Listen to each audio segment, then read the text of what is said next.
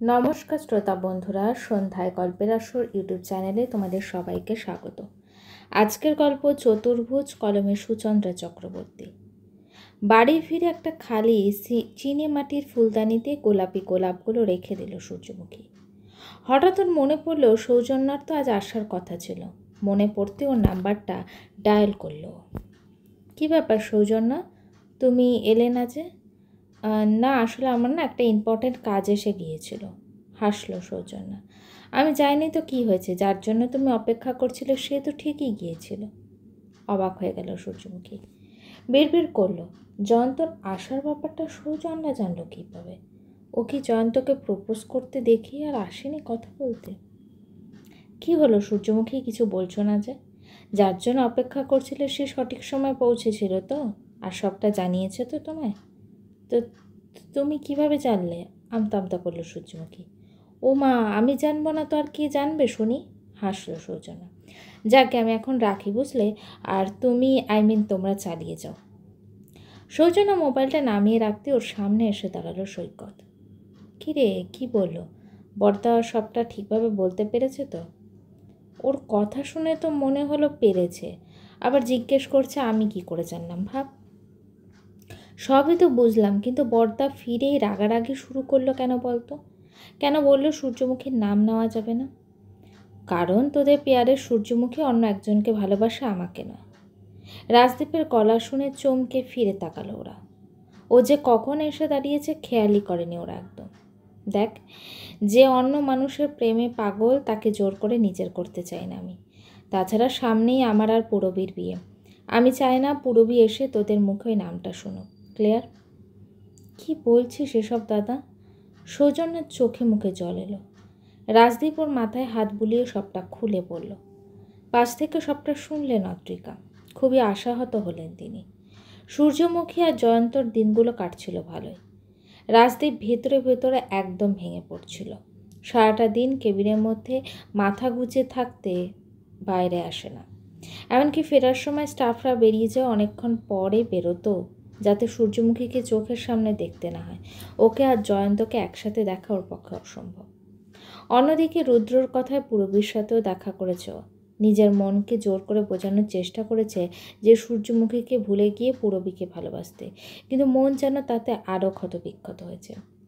সেদিন সূর্যমুখী বেশ ক্লান্ত ছিল।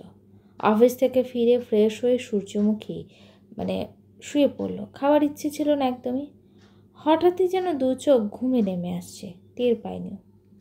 স্বপ্নে ভেসে উঠল আবার সেই গ্রাম্য রাস্তাটা। তবে এতদিন গ্রামটা দিনের আলোয় দেখেছ, কিন্তু আজ দেখলো রাতের আধারে। ও দেখলো জ্যোৎস্নার আলোয় আলোকিত হয়েছে গ্রামের চারদিক। সেই আলোতেই ও ছুটে চলেছে হন্তদন্ত হয়ে। ওর ঝলমলে আঁচল লুটিয়ে পড়েছে রাস্তায়। পায়ের নুপুর খুলে গেছে। ছুটতে ছুটতে ও এসে পৌঁছালো একটা বিশাল ফাঁকা মাঠে। ও দেখছে দূর থেকে দেখা যাচ্ছে যেন একটা আলো ছুটতে ছুটতে এদিকেই আসছে। একটু পরেই ও দেখল ধুতি আর ফতুয়া পরহিত একটা যুবক ছুটতে ছুটতে আসছে এদিকে। ছেলেটি আরেকটু হলেই দেখা হয়ে গেল। কাছে আসতেই ও আসলে জয়ন্ত। ওর পেছনে ছুটতে ছুটতে আসছে একজন অশ্বারোহী। তার এক হাতে মশাল আর অন্য হাতে তরবারি। পরনে দামি পোশাক, মাথায় রাজমুকুট। একটু পরেই বোঝা গেল সেই অশ্বারোহী আসলে রাজদীপ। ছুটতে ছুটতে হুমকি খেয়ে পড়ল জয়ন্ত। ঘোড়া থেকে হাসতে হাসতে নেমে এলো রাজদীপ। মশালটা একপাশে নামিয়ে রেখে তরবারি হাতেও জয়ন্তর দিকে এগিয়ে গেল। সূর্যমুখী ততক্ষণে বসে পড়েছে মাটিতে। কাঁদতে কাঁদতে বলছে, তোমার কাছে হাত জোর করে মিনতি করছি, ওকে তুমি ছেড়ে দাও। কি ক্ষতি করেছে বলো তো ও তোমার? রাজদীপ জয়ন্তের চুলে মুঠি ধরে ক্রূর হেসে বলল, বাপ্পা রায়মণি, এত ভালোবাসা পুরনো প্রেমিকের প্রতি বিয়ের পরেও? বেশ, আজকেই সব প্রেম দরদ আমি জন্মের মতো খোঁচাবো। নষ্ট মেয়ে মানুষ কোথাকার, ভুলে গেছো কোন বংশের বউ তুমি? লাজ লজ্জার মাথা খেয়ে মাঝরাতে ছুটে এসেছো পরপুরুষকে বাঁচাতে। এসব কি বলছো তুমি? আমি তোমাকে হাজারবার বলেছি হেমন্তর সাথে আজ আমার কোনো সম্পর্ক নেই, হেমন্তর সাথে। তবু কেন বিশ্বাস করো না তুমি? বিশ্বাস? অবিশ্বাস বড় বিষম বস্তু, বুঝলে রাইমণি? অতি বুদ্ধিমানেরাও কিন্তু ঠকে যান বারবার। সেখানে আমি তো কোন ছাড়। তার চেয়ে পথের কাঁটাকে সরিয়ে দেওয়াই বুদ্ধিমানের কাজ, তাই না হেমন্ত বৈদ্য?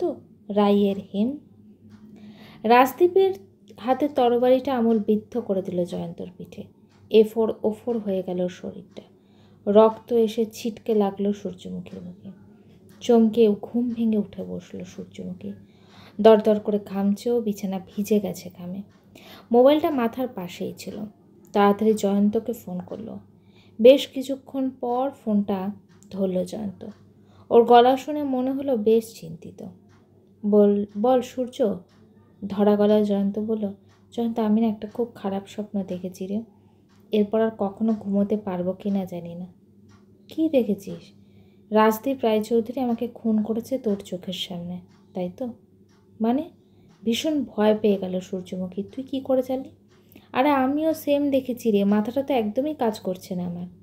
সে কি, তুইও এক স্বপ্ন দেখেছিস? হ্যাঁ রে, তুই কল না করলে আমিই করতাম। কপালে ঘাম মুছে বলল জয়ন্ত।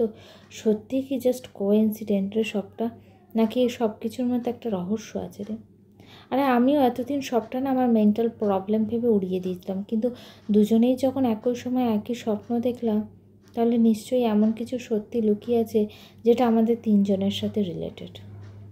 হ্যাঁ রে, তোকে প্রপোজ করার আগেও না আমি ওই গ্রামের স্বপ্নটাকেই দেখেছি। সবটা খুলে বলল। সে কি রে, তুইও দেখেছিস এসব?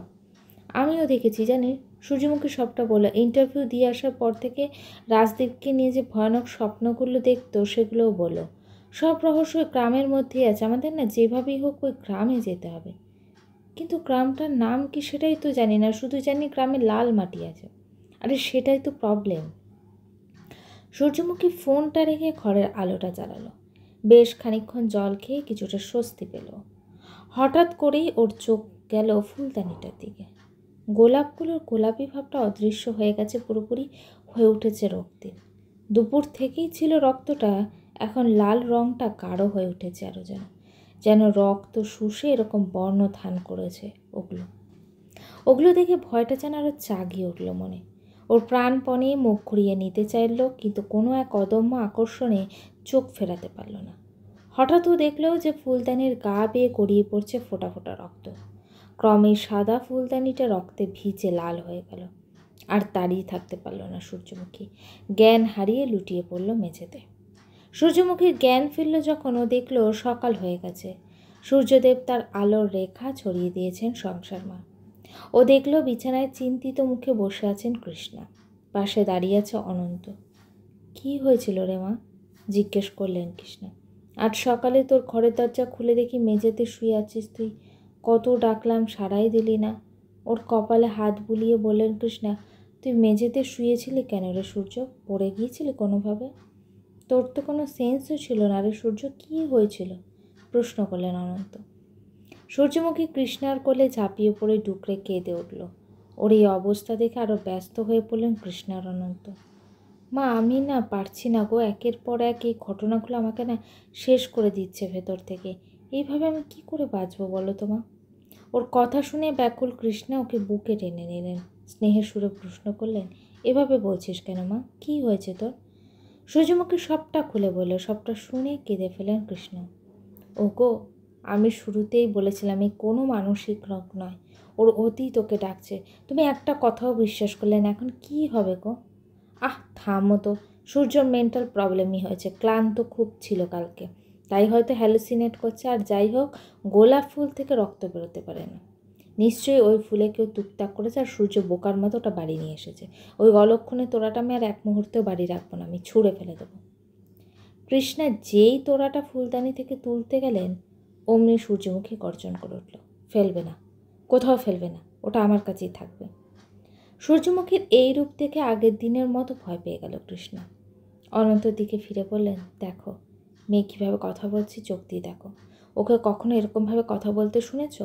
কথাগুলো কিন্তু চেঁচিয়ে বলছে না, তবুও যেন কানে কীরকম লাগছে না। অনন্ত বেশ অবাক হয়ে গিয়েছিলেন। তিনি মেয়ের মাথায় হাত বুলিয়ে বললেন, ফুলগুলো কেউ ফেলবে না রে মা, ওগুলো তোর কাছেই থাকবে, কেমন? রাগ করে না।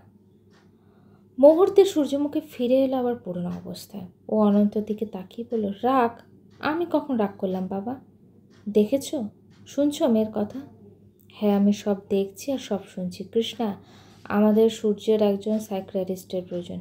আগে আমিও তাই ভাবতাম বাবা, কিন্তু গত কয়েকদিনের ঘটনায় না আমার সব ভুল ভেঙে গেছে। ডাক্তার এখানে কিছুই করতে পারবে না। তুইও এরকম কথা বলছিস সূর্য? হ্যাঁ বলছি বাবা, দুজন আলাদা মানুষ ঠিক একই সময়ে একই স্বপ্ন কিভাবে দেখতে পারে? মানে? সূর্যমুখী আর জয়ন্তর সম্পর্কে ব্যাপারটা সবটা জানালো, ওর স্বপ্নটাও বলল। সব অন্ধকার অতীত ওই গ্রামেই লুকিয়ে আছে। বাবা, কোনোভাবে যদি যেতে পারতাম ওখানে। আনমনা হয়ে পড়ল সূর্যমুখী। গ্রামে লাল মাটি আছে, বটগাছ আছে, কুড়ে গাছ আছে, গাছে পেয়ারা আছে, আর আছে হেমন্ত কুমার বৈদ্য, আমার হেম। একটা রাজবাড়ি আছে, আর আছে কি, আরও আরও দুজন আছে, কিন্তু ওরা কারা মনে পড়ছে না, কিচ্ছু মনে পড়ছে না। সূর্যমুখীর মাথার যন্ত্রণাটা আরও বাড়ল, রক দুটো চেপে বসে রইল। একমাত্র মেয়ের এই অবস্থা দেখে কৃষ্ণার মাতৃহৃদয় যন্ত্রণায় ছটফট করতে লাগলো। বুক ফেটে কান্না বেরিয়ে আসতে চাইছিল। কোনো রকমের চোখের জল আঁচলে মুছে তিনি ফোন করলেন শ্রী অমিয় আচার্যকে। এবার ঘটনাটা আমার ভীষণ অস্বাভাবিক লাগছে। মনে হচ্ছে চারপাশে যা ঘটছে সবটাই আমাদের হাতের বাইরে। আমরা হাজার চেষ্টা করেও কিচ্ছু কন্ট্রোল করতে পারবো না।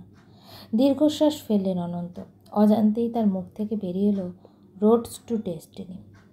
অন্যদিকে রাজদীপও শান্তিতে দু চোখের পাতা এক করতে পারছে না কিছুতেই। স্বপ্নে ওর দু চোখ জুড়ে আসছে কেবলই ওর আর সূর্যমুখীর বিয়ের দৃশ্য। ইদানিং শুধু বিয়েই নয়, বিয়ের পরবর্তী দৃশ্যগুলো চোখের সামনে ভাসে। ও দেখতে পায় সেই বিশাল অট্টালিকার একটা বড় সাজানো ঘরে থাকে ও আর সূর্যমুখী। রোজ সকালে উঠে সূর্যমুখী স্নান করে কপালে ভরে সূর্য আঁকে আর সিঁথিতে সিঁদুর পড়ে। রাজদীপের ঘুম ভাঙতেই ওর সামনে চায়ের কাপ ধরে। ওর সিঁদুর রাঙা মুখটা দেখে মন ভরে যায় রাজদীপের। ঘুমের মধ্যে আনন্দের হাসি খেলে যায় ওর সারা মুখে। কিন্তু যেই ঘুমটা ভাঙে ওর, সাথে সাথে মনটা ভেঙে চুরমার হয়ে যায়। আগের রাতে মনের ভাঙা টুকরোগুলো হাতে খুঁজে রে অনেক কষ্টে জোড়া লাগানোর চেষ্টা করে, কিন্তু রাতের এই স্বপ্ন সুখগুলো জোড়া লাগানো মনটাকে যেন আবার কোথাও ভেঙে খান খান করে দেয়। সকালে ঘুম থেকে উঠেই ও ঘরের জিনিসপত্র ভেঙে চুরে তছনছ করে মনের আগুনটাকে নেভানোর চেষ্টা করে প্রাণপণ। সৈকত আর সৌজন্যা এই অবস্থায় রাজদীপকে দেখে ভীষণ কষ্ট পায়। সৌজন্যার চোখে জল আসে এই দৃশ্য দেখে। মনে মনে এসবের জন্য সূর্যমুখীকেই দায় করে। সূর্যমুখী আরও জয়ন্তকে অ্যাপয়েন্টমেন্ট করাই রাজদীপের সবচেয়ে বড় ভুল বলে মনে করে। ইদানিং হাজারো ঘটনার জেরে সূর্যমুখী আর জয়ন্ত নিয়মিত অফিস আসার মানসিকতাটাই হারিয়ে ফেলেছে। রাজদীপও আজকাল মাঝে মধ্যে অনুপস্থিত থাকে, বেশিরভাগ মিটিংই অনলাইনে করে। নিজের ঘরে বসে অফিসের অন্যান্য স্টাফরাও হাসাহাসি করে নিজেদের মধ্যে। কিছু বুঝছো? এই যেমন তেমন প্রেম নয় গো, একেবারে ত্রিভুজ কেস, বুঝলে? গল্পটি কেমন লাগলো অবশ্যই কমেন্ট করে জানিও। আর আমার চ্যানেলের গল্পগুলো যদি তোমাদের ভালো লেগে থাকে চ্যানেলটিকে সাবস্ক্রাইব করে পাশে থেকো। গল্পের পরবর্তী অংশ খুব শীঘ্রই আসছে।